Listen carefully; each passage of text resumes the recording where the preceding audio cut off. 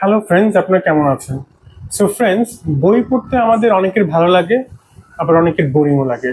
কিন্তু কালারফুল ঝকঝকে ছবির বই দেখতে বা পড়তে বা পাতা পাল্টিয়ে দেখতে আমাদের সবারই ভালো লাগে।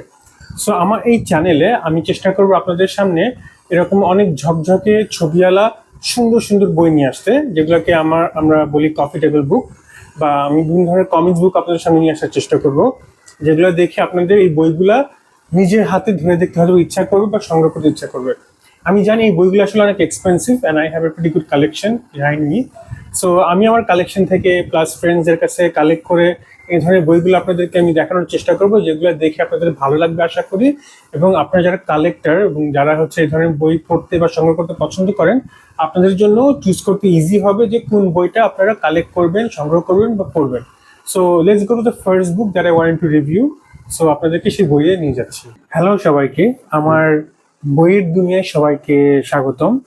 সো আমি যেরকম বলছিলাম যে ছবির বই দেখতে সবারই ভালো লাগে, আর অ্যানিমেশনের বই দেখতে তো অবশ্যই সবার ভালো লাগবে।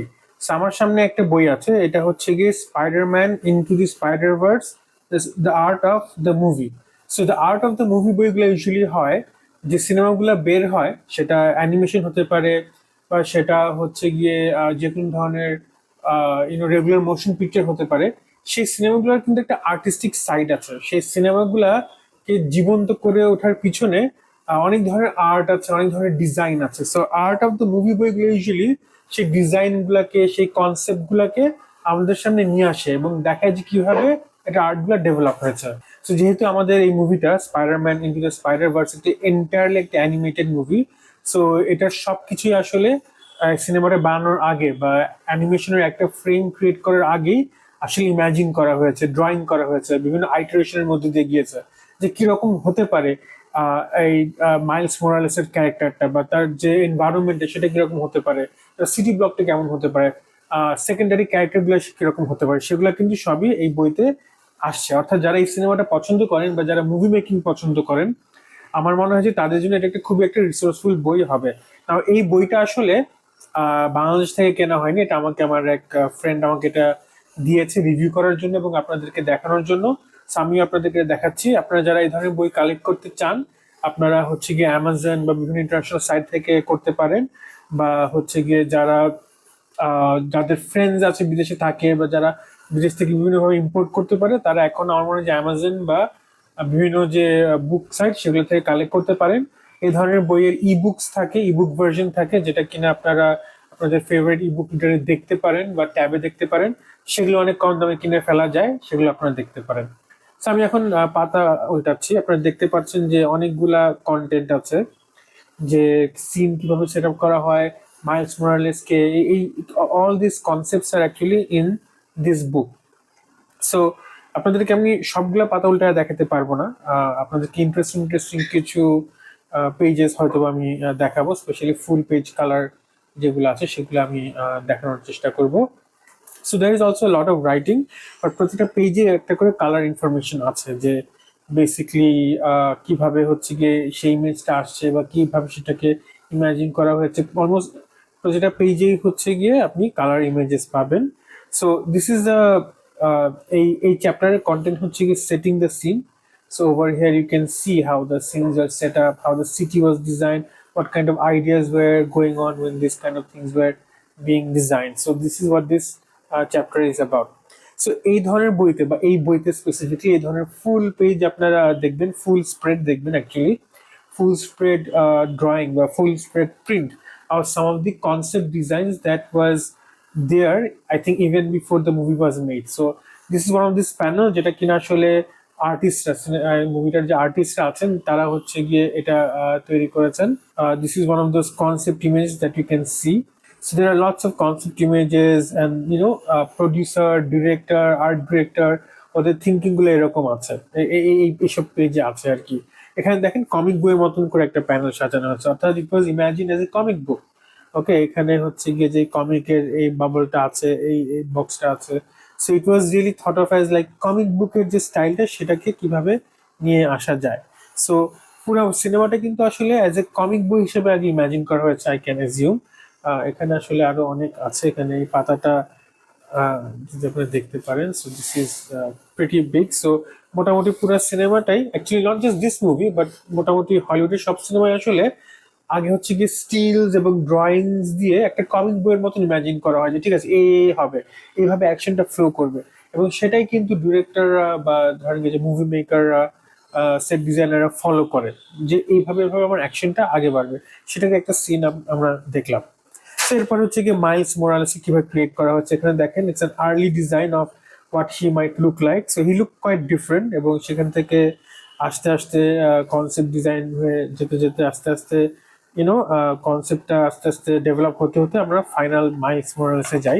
নট অনলি দ্যাট, এটার যে এই সিনেমার যে আদার্স ক্যারেক্টার সেগুলোও হচ্ছে কি সেভাবে ধীরে ধীরে ডেভেলপ করা হয়েছে। লুক কেমন হবে, স্টাইল কিরকম হবে, appearance কিরকম হবে, so all of these details are in this book.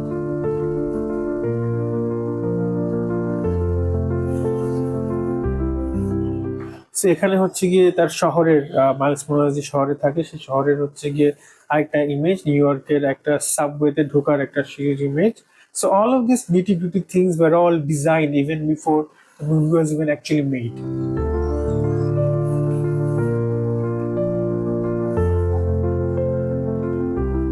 So এখানে দেখতে পাচ্ছি costume design and other things are there.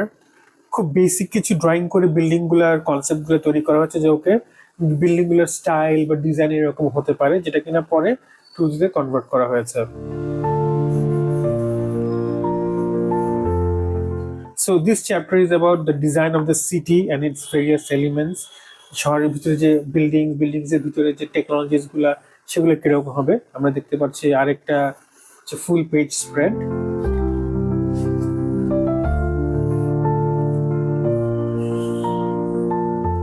So this chapter is about the suit up. So what kind of technologies and what kind of vehicles and other things Spider-Man will have. All these things are actually মানে এখানে লেখা আছে, এবং additional যে character গুলা সেই character গুলো হচ্ছে গিয়ে ডিজাইন কনসেপ্ট সবগুলা এখানে আছে। সো এখানে কিন্তু স্পাইডারম্যান ছাড়াও অন্যান্য আদার স্পাইডারম্যান গুলা, যেরকম তোকে দেখলেন স্পাইডারম্যান পিগ, রোবট স্পাইডারম্যান, এরাও কিন্তু এই মুভিতে ছিল, এবং ওদের ডিজাইনও কিন্তু অ্যাকচুয়ালি এখানে আসছে যে what were they like and what was the design like and everything. So a lot of details are there. So various Spider-Man suit ups are actually here.